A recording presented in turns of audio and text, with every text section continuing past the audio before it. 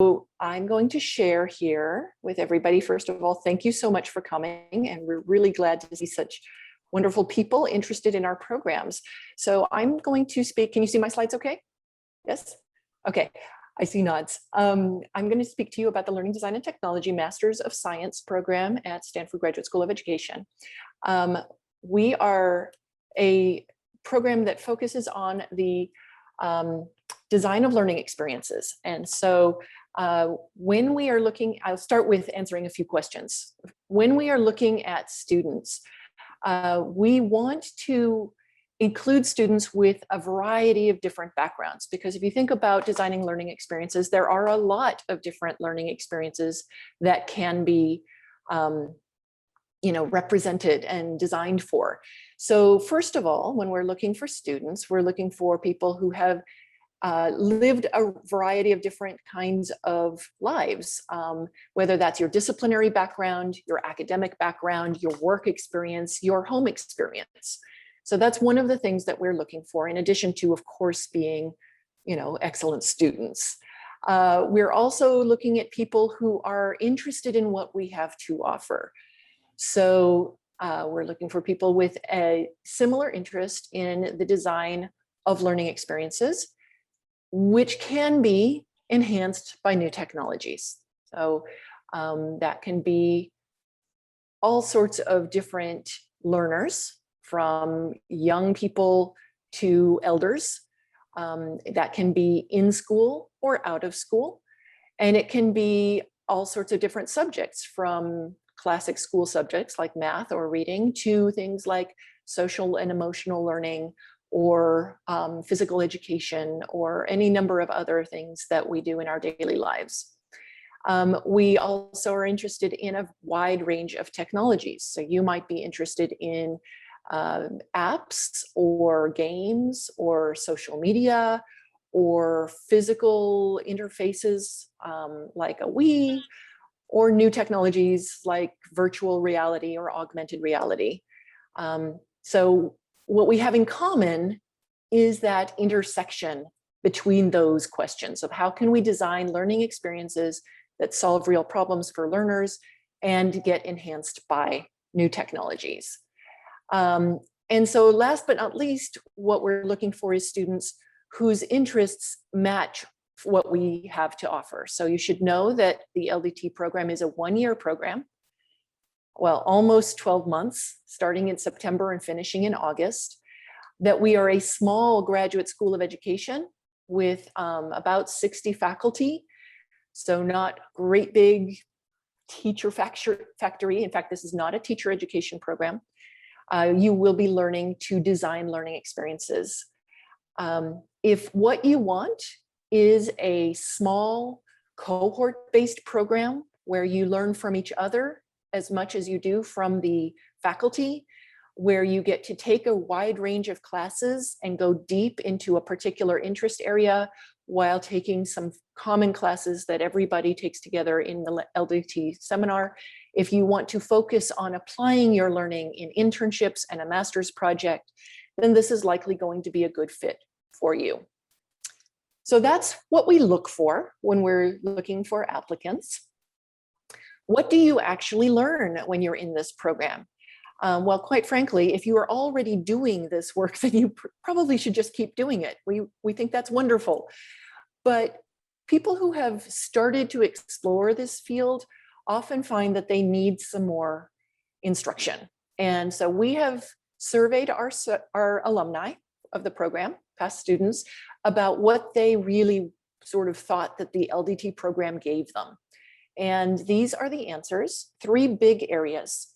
First of all, learning to understand what education technology is all about and the design of learning technologies. So that's about understanding the research. Stanford is a research institution, and we do research really well. And so one of the things that the faculty especially are very good at helping you with is to connect with the existing research that might inform your problem.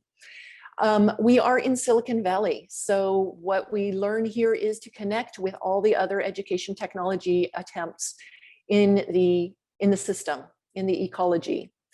And then we also teach you how to learn by connecting with learners and conducting need finding with all the different stakeholders, which might be students, but it also might be parents or teachers or administrators or policymakers, to understand what problems, the complexity of problems and how we might approach solving them.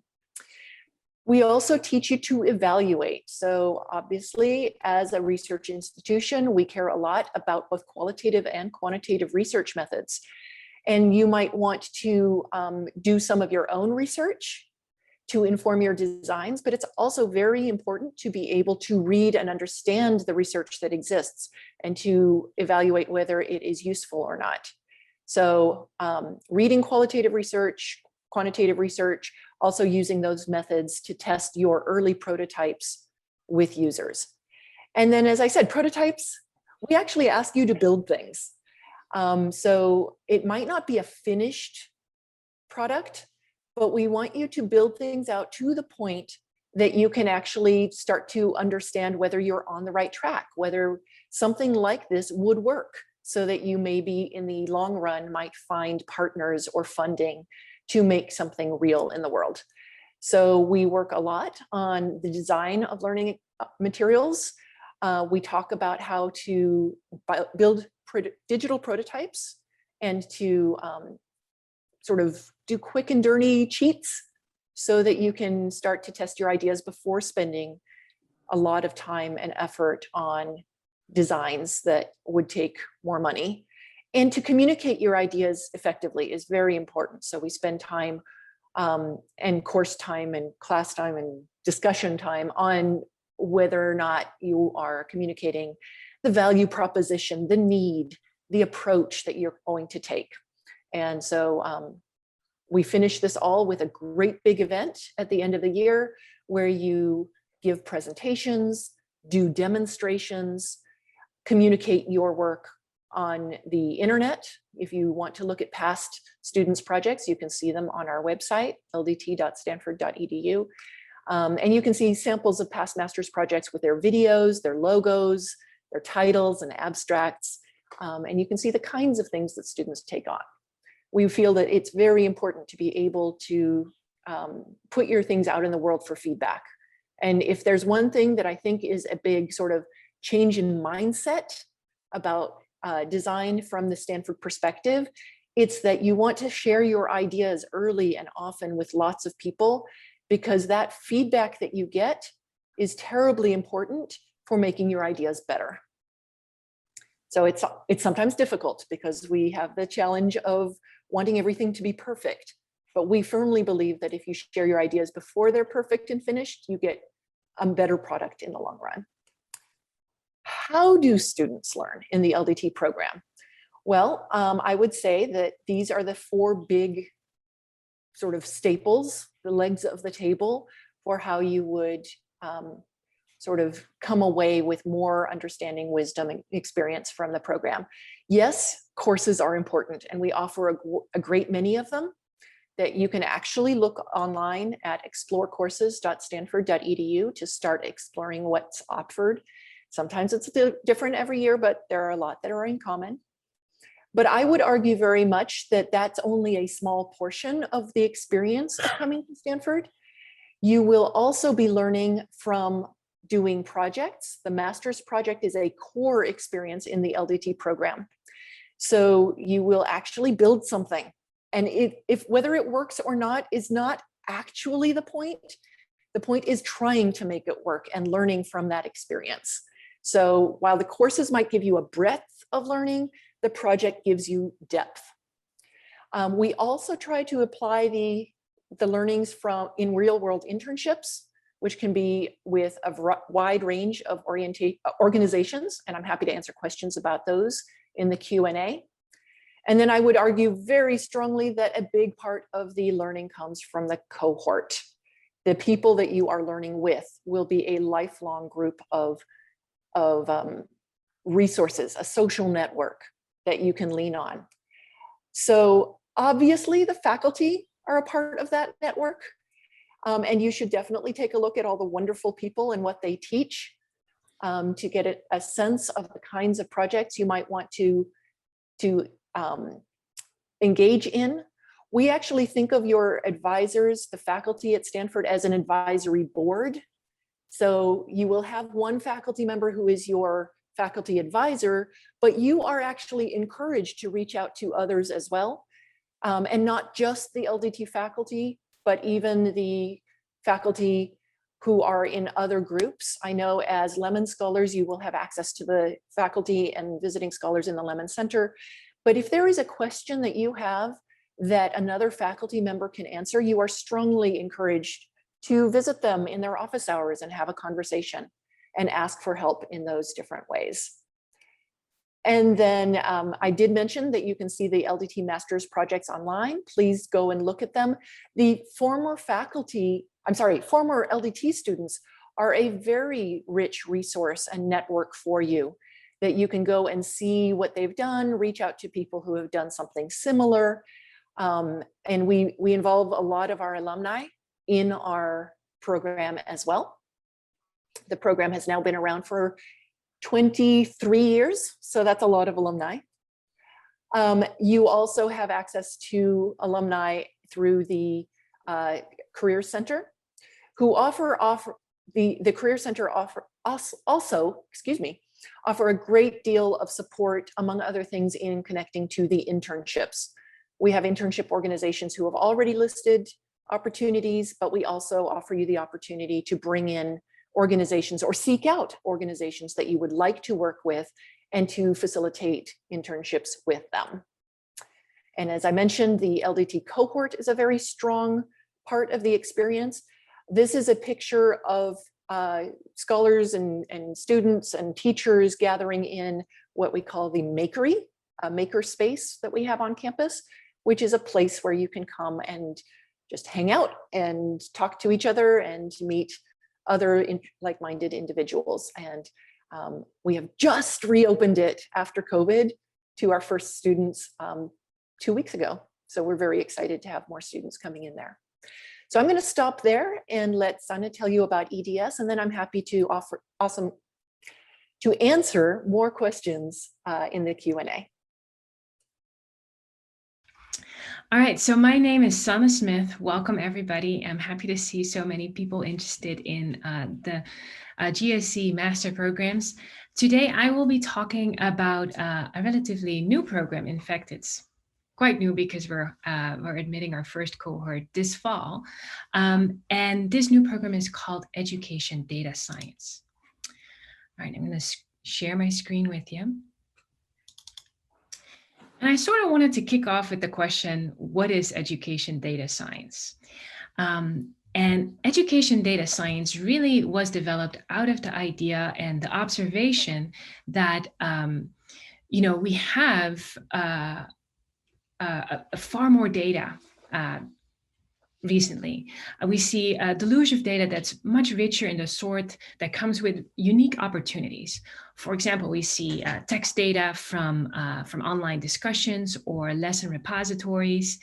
We see social network data of student interaction in massive online courses and social media platforms. There's video data on classrooms or corridors. And you can also think about clickstream data from digital courses, websites, or even schools' digital lessons. So what we see is that we have far more detailed records on student course taking, progress, and completion. So we have a lot of opportunities there.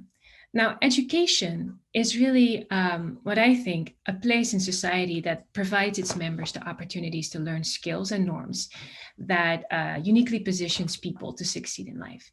And as such, I think is that education is exactly that place that has that tremendous potential to shape what our society is and should be. So on the one hand, we have a very important topic. On the other hand, we have all sorts of new data. And that also means that we have a need to work with these types of data. So there are advanced methodologies that we can utilize. And you can think of things like natural language processing, measurement, learning analytics, experimentation.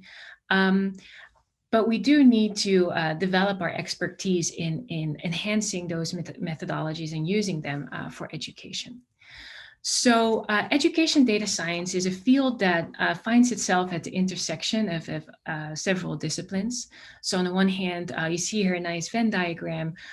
We have computer science, we have statistics, and then we have the education domain with education theory and practice. And so this program was developed with the idea that if we want to make use of some of the data sources that have come to develop, we need that domain expertise. I think there's a real issue with this idea of strangers in data sets, meaning that people who are removed from the topic in multiple levels. And so in order to ask the right questions, to provide useful information from these vast amounts of data, we need to acquire that understanding of the environment, of the stakeholders, of the policies, how people learn as individuals and groups and organizations. And that's what this program is about. So when you're studying data science at the GSC, there's a few neat things that I wanted to highlight. So first of all, I think it's access to people and data.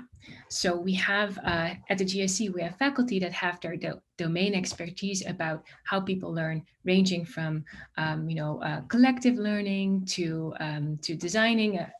Karin already told you a little bit about it, to people who study policy. And that's a really rich resource to tap into as you are, studying education. But we also have a lot of opportunities when it comes to data. So because faculty are working on topics in this field, it also comes with interesting data sources that you might want to work on, such as online learning communities, maybe neuroscience data, scholarly text data, for example, or network data.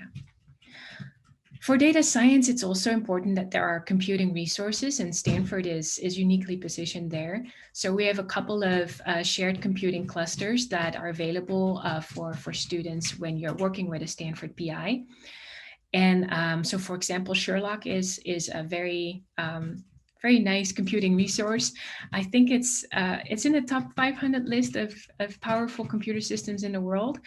So that's really neat if you're thinking about doing your analyses on a shared computer cluster like that. But it's also an environment where we have highly secure places to work with sensitive data. So Stanford has a lot of neat computing resources like that. Other than that, being based in Silicon Valley, Stanford has, it's not just, the GSC that's interested in data science. There is a campus-wide data science ecosystem. So I think in probably each department, there are events and workshops and conferences held that are really interesting for those that want to study education using data science techniques. So there's a lot of neat things about Stanford, but what I think is especially neat about EDS at the GSC is that we will be having a pretty awesome cohort. And that's because, there's a lot of people applying to Stanford. And Karin already mentioned this as well. The people that are applying to Stanford have diverse experiences. So some people have experiences working in school districts. Others have expertise when it comes to working in EdTech.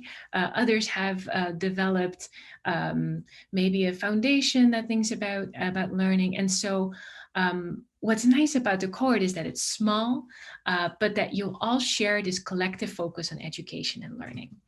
And so there's lots to learn from each other, not just from faculty, but also from the people that join you and would make up this cohort as you're learning about education data science. So a little bit about the program. EDS is a 18-month program that exists of a couple of components. So we have a cohort-based cohort. This first year is 8 to 10 students, but the next cohort will probably be a little bit larger as we're getting used to things. And your coursework will be, on the one hand, in data science concepts, so lots of statistics, of course, and on the other hand, it'll have an education foundation. We're going to have 5 specialization tracks when it comes to data science. You can think of NLP, networks, experiments, causal, measurement, and learning analytics. Then there's two elements that I'm also very excited about, which is the internship. Because we're an 18-month program, we'll have our internship in summer. So you have a full year to ramp up your skills, to ramp up your knowledge, and then apply it in the real world. And this will then all end up in a capstone project where you devote your attention to a particular topic of your choosing. And this is what the program looks like in a nutshell. So in the beginning, we'll focus on the basics. So we'll do an introduction to data science, how to process your data, what kind of algorithms are out there that are often used in education research. We'll focus on basic statistics, and we'll have a seminar where we all make sense of it all. The Education Foundation will be in the first year. You can choose 3 courses in a particular domain. So they can either be policy or maybe some other. I'll actually give you some examples later. And you'll start thinking about some of your data science specializations. In summer, there's the internship. And then after that, there's some room for electives, more specialization in data science, and your capstone project. So here are some examples for the Education Foundation. In the beginning, you'll focus on 3 courses that tackle a particular topic. So that could be, for example, education policy, like how do we understand learning? How does policy affect educational practice and outcomes, and how can we do better? Or it could be the learning sciences. How do we assess learning and situate it in context? Or assessment. How do we even measure what learning is?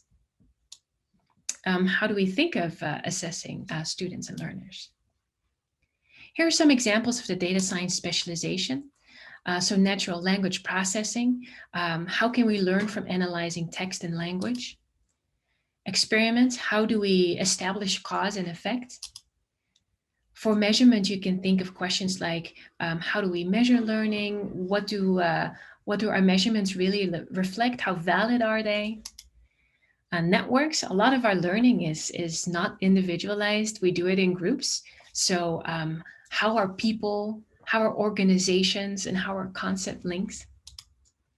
And finally, learning analytics.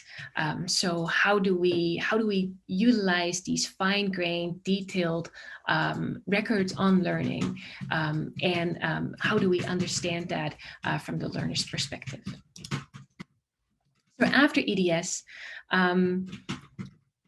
so we like to think that this program allows you to develop very particular data analytical skills and a deep understanding of learning. And we believe that these positions for professionals that have these skills and tool sets have been rapidly growing across all industries, and so in education as well. So here are some examples of places where we think that organizations are in need of EDS professionals. Those could be education research firms, they could be school districts or systems, university systems, state and federal governmental education agencies, but you can also think of ministries of education or edtech companies or educational for-profit ventures. And if you think about it more broadly, the sorts of problems that we address in education, such as individual learning, team or group learning, organizational learning, and change, those are topics that a lot of organizations deal with and need expertise on. So, what you learn in education data science can have a much broader appeal than, just your traditional students. You can think of other topics as well, like how do people transition from school to their first job, for example, and how do they continue to learn in their professional life.